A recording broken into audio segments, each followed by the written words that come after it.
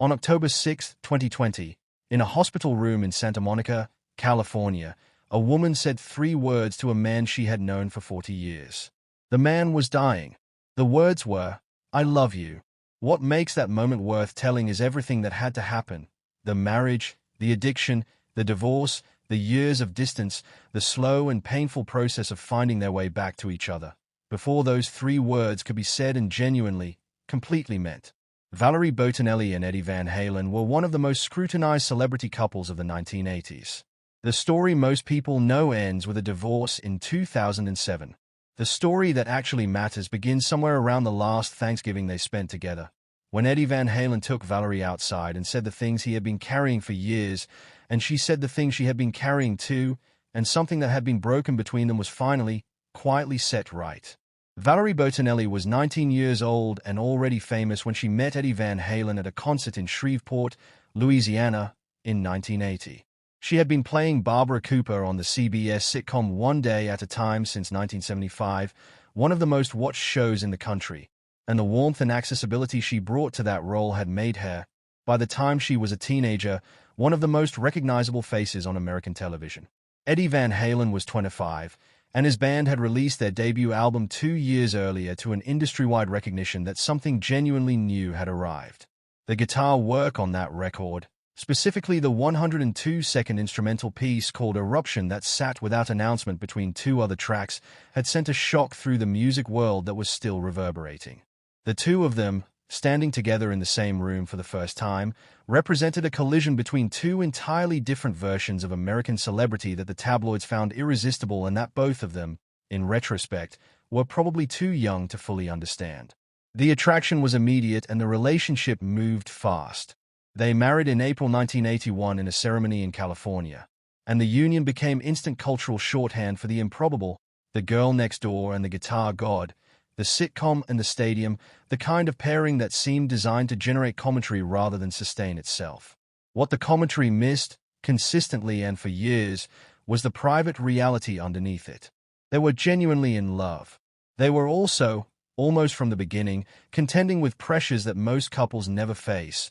The relentless travel that a band of Van Halen's scale required, the distance it created, the culture that surrounded it, and Eddie's accelerating relationship with alcohol and drugs that would eventually define and then consume the middle years of their marriage. Their son Wolfgang was born in 1991, and the love both parents had for him was one of the things that held the family together long after other threads had started to unravel. Valerie has been candid, across multiple interviews and in her 2022 memoir, about how difficult those years actually were. She has described watching someone she loved damage himself in ways she could not stop, making choices she could not influence, retreating into a version of himself that was increasingly unrecognizable from the person she had married.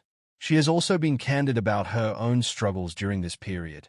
The emotional eating, the weight fluctuations that became tabloid fodder, the private unhappiness that existed behind the public face of a woman who was still working, still performing, still appearing on magazine covers. The marriage had long stretches that worked and long stretches that didn't.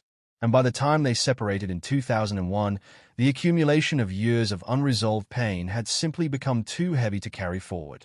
Eddie's cancer diagnosis complicated everything further. He was diagnosed with oral cancer in 2000, and the treatment was invasive. Surgeons removed a significant portion of his tongue, the physical instrument through which he sang, spoke, and communicated. Valerie has written about the specific anguish of watching someone receive a diagnosis of that severity and continue the behavior that had contributed to it. The refusal to change, in the face of evidence that immediate and stark, was for her something more than stubbornness. It was a measure of how far the addiction had penetrated and how little control he had genuinely retained over his own choices. The cancer went into remission. The marriage did not recover. Their divorce was finalized in 2007, ending 26 years of a legal partnership and beginning a new and considerably more complicated arrangement. 2 people who shared a child, a history, and a level of emotional knowledge of each other that does not dissolve with a legal document. What happened next is the part of the story that the tabloid version of their relationship never had room for. They did not become strangers. They did not communicate exclusively through lawyers and custody arrangements. They remained, in a form that neither of them would have been able to cleanly define, connected, through Wolfgang, through the texture of a shared past that neither of them could simply set aside, and through something more fundamental, the recognition that the person who knows you best is not necessarily the person you can live with, and that those two things can both be true simultaneously. Valerie attended Eddie's wedding to Janie Leszewski in 2009. Alex Van Halen, Eddie's brother, officiated that ceremony. He also later officiated Valerie's remarriage. These are not the arrangements of people who have cleanly separated. These are the arrangements of a family that has reconfigured itself around a wound and found a way to function anyway. Eddie spent much of the final year of his life, by Valerie's account, in a process of deliberate reckoning. The cancer had returned, not just throat cancer this time, but lung cancer, a brain tumor, and eventually the disease reaching his spine, and he was aware, with a clarity that terminal illness tends to produce, that time was limited and that there were things he had not yet said. Valerie described him as making calls to people from his past, reaching out without particular agenda, simply trying to close loops that had been left open for years. She described this impulse as characteristic of who he was at his core, not the stadium performer, not the guitar revolutionary, but the person underneath all of that, who had always been, in her assessment, fundamentally sweet, and who was trying, in the time he had left, to let that part of himself be the thing people remembered. The Thanksgiving they spent together in the final year of his life became the occasion for the conversation that had been building between them for decades. He took her outside. They talked. She has described what passed between them as a moment of deep mutual honesty, a willingness, on both sides, to say the things that had been left unsaid across years of difficulty and distance. They acknowledged the mistakes they had each made. They acknowledged the love that had survived those mistakes. She has said that the lightness she felt afterward was one of the most unexpected things she had experienced in years. Not the relief of something ending, but the relief of something finally being completed. What Eddie said about her, in the period surrounding those final months, came to Valerie through the people closest to him. When she left the room, he would tell the people remaining that letting her go had been the greatest mistake of his life. He said it more than once.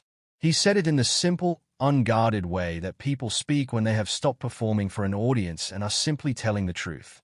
Valerie has said that she received that information not with bitterness at the years it had taken him to arrive there, but with the recognition that he had arrived there, which was its own kind of grace. She was in the room when he died. The people surrounding him at the end were his wife Janie, his son Wolfgang, his brother Alex, and Valerie. The last words she said to him, as he was taking his final breaths, were the three she had chosen with complete simplicity and complete honesty: "I love you." She has said she is grateful that things had been made right between them before that moment came, that she was able to sit beside him at the end not in the role of an ex-wife working through unresolved anger, but in the role of someone who had genuinely forgiven and been forgiven, and who could therefore say the simplest thing and mean it entirely.